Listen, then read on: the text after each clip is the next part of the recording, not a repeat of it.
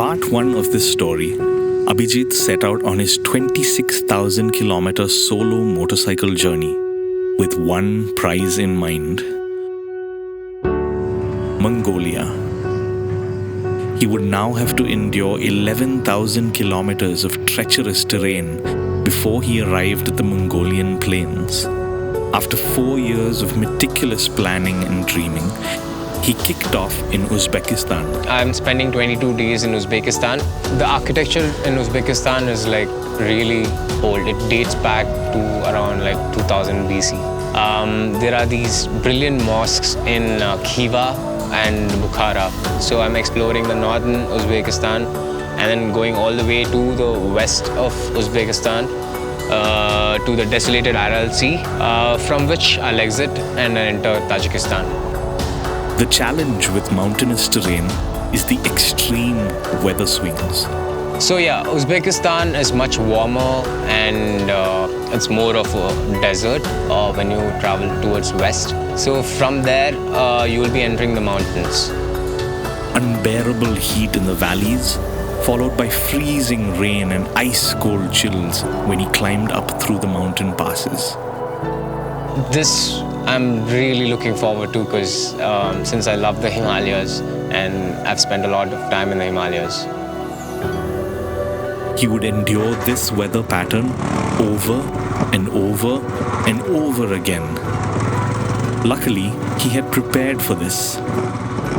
I'm so happy that, the gear is working like a charm. It's 4 degrees right now and I'm really comfortable to ride. Because yesterday it was around 36 degrees, so it's a major temperature drop. Months before his departure, he worked closely with the team at bigbadbikes.com to assemble his kit for the perfect all-weather riding gear.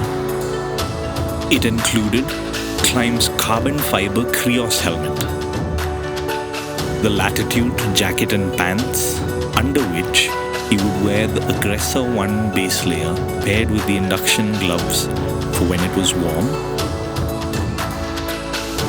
In the cold, he would switch to the Aggressor 2 base layer and the Adventure long gloves while wearing the covert balaclava under his helmet to keep warm.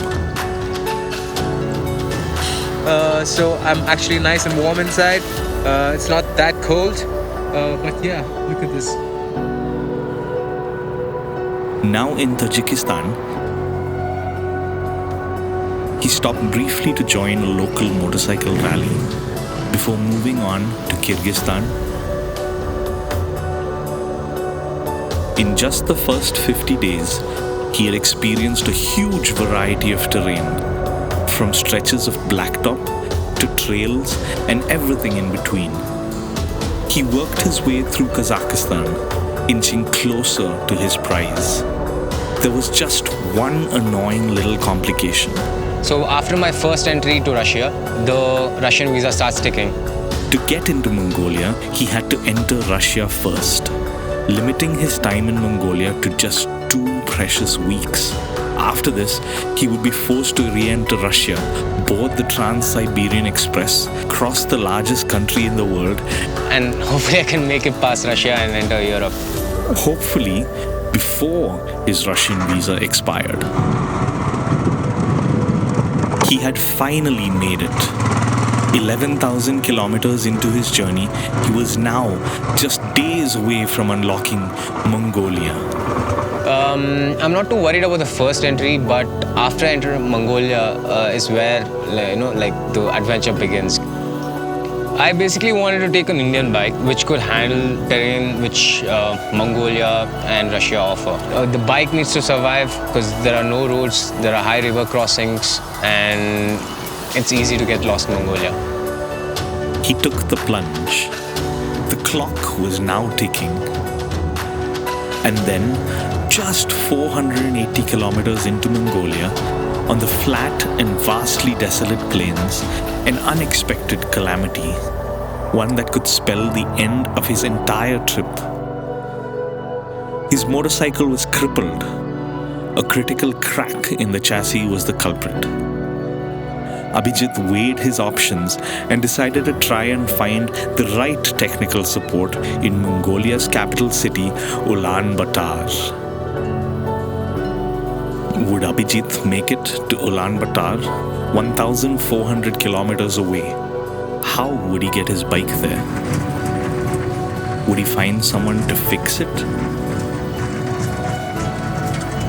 And would he make it to Russia in time? Follow this story in part 3. 26 countries, 25,000 kilometers, one motorcycle. I'm Abijith Rao. Follow me on my epic journey.